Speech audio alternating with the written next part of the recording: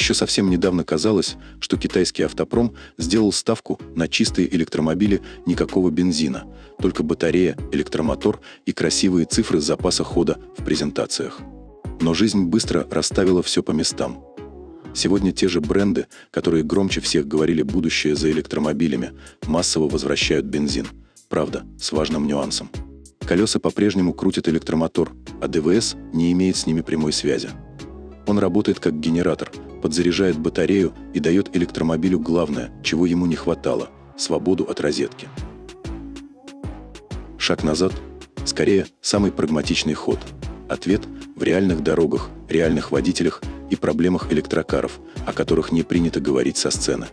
Китайцы не отказались от электрификации, они сделали ее удобной в любых условиях, а не только в идеальных. И сегодняшний герой – XPeng G7. Раньше он был только батарейным электрокаром, а теперь получил версию с увеличенным запасом хода – более 1700 км в сумме, что по заявлению компании делает его рекордсменом мирового рынка. Но главное даже не цифры. XPeng всерьез взялась за то, что обычно бесит в машинах с бензогенератором – шум и вибрации. Здесь в двигатель внедрены алгоритмы искусственного интеллекта, которые управляют его работой так, чтобы он практически не ощущался. Это уже не компромисс между бензином и электричеством. Это гибрид нового поколения, созданный в эпоху искусственного интеллекта, когда важна не только эффективность, но и ощущение человека за рулем.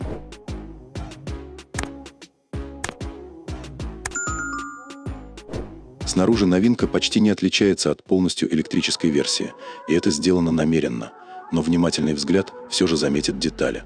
Дневные ходовые огни стали сплошной световой линией вместо 3 отдельных элементов, а передний бампер получил воздухозаборники с активными заслонками, которые работают на аэродинамику и охлаждение. Корма осталась практически без изменений. Единственная подсказка – шильдик PowerX на задней двери, который и выдает версию с бензиновым генератором. При этом выхлоп вы не увидите. Патрубки аккуратно спрятаны под бампером, чтобы сохранить чистый электрический облик. В палитре появился новый фиолетовый цвет. При разном освещении он меняется от светло-серого до мягкого фиолетового. По габаритам изменения минимальны. Длина увеличилась на 26 мм и теперь составляет 4918 мм. Ширина – 1925 высота – 1655, колесная база – 2890 мм. Дорожный просвет – около 200 мм, колеса – 19-дюймовые. А за доплату возможно установить 20-дюймовые.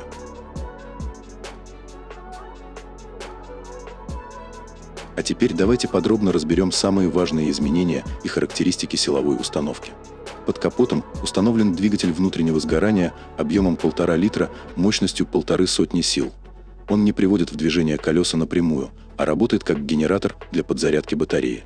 На всех версиях предусмотрены системы ENC и RNC. Первая гасит шумы от собственных агрегатов, включая мотор-генератор, а вторая борется с дорожным гулом от шин и покрытия.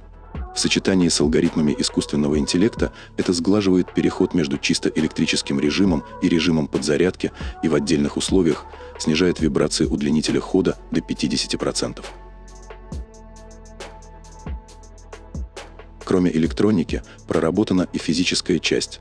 Более 90% ключевых зон кузова и салона покрыты шумопоглощающими материалами. Сам двигатель доработан механически, и его уровень шума, по оценке бренда, примерно на 10% ниже типичных решений в отрасли.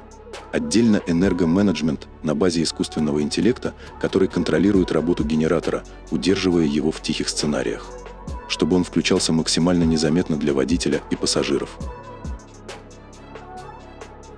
На данный момент XPeng G7 приводится в движение электромотором мощностью 296 сил на задней оси, но в будущем возможна полноприводная версия.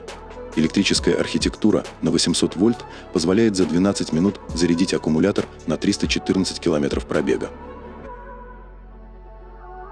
Тяговый аккумулятор емкостью 55,8 кВт-часа обеспечивает до 430 км на электротяге, а бензобак на 60 литров вместе с ним дают суммарный запас хода до 1704 км. По данным компании, при температуре минус 20 градусов на улице кроссовер смог проехать 1108 километров без дозаправки.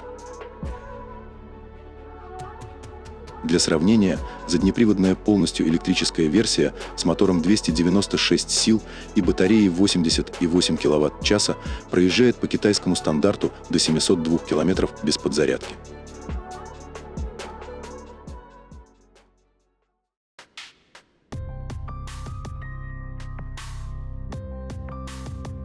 В салоне новенького G7 остался центральный 15,6-дюймовый тачскрин мультимедиа, а вместо привычной приборной панели используется проекционный дисплей с дополненной реальностью. Основные доработки касаются комфорта и материалов. У кресла пассажира появился режим нулевой гравитации, а интерьер украшен деревянным декором, искусственной замшей и потолком из микрофибры.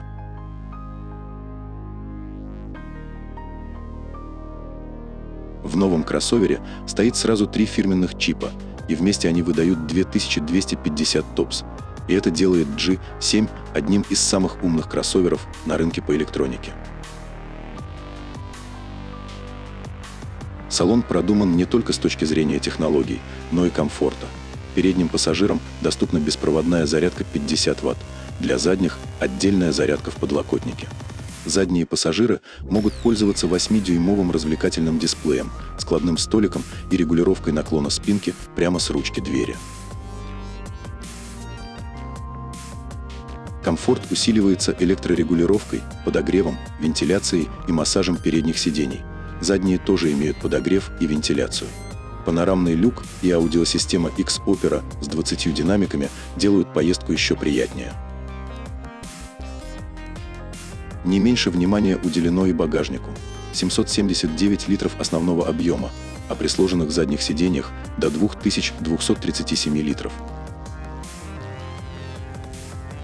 Запуск нового Xpeng G7 с увеличенным запасом хода назначен на 8 января 2026 года в Китае и 9 января в Европе. Цены на гибридную версию пока не объявлены, тогда как полностью электрический G7 в Китае продается в диапазоне от 28 до 32 тысяч долларов. По данным местных СМИ, новый кроссовер с удлинителем хода будет стоить примерно в том же диапазоне. И что мы видим по факту? Китайский автопром снова удивляет. Гибриды с бензиновым генератором не возвращают прошлое, а делают электромобиль практичным в любых условиях. G7 сочетает большой запас хода, почти незаметный бензиновый мотор с алгоритмами искусственного интеллекта и высокий уровень комфорта, оставаясь при этом современным и технологичным кроссовером. Это не компромисс, это новый подход к электромобилю в эпоху искусственного интеллекта.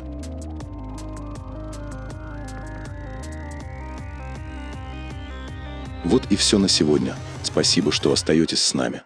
Если видео понравилось, подписывайтесь на канал, ставьте лайк и делитесь своим мнением в комментариях. Это поможет каналу расти, а нам создавать еще больше интересного контента. Желаем вам интересных путешествий, чтобы ваш автомобиль всегда служил надежно, а дороги будут ровными и безопасными. До скорой встречи на канале.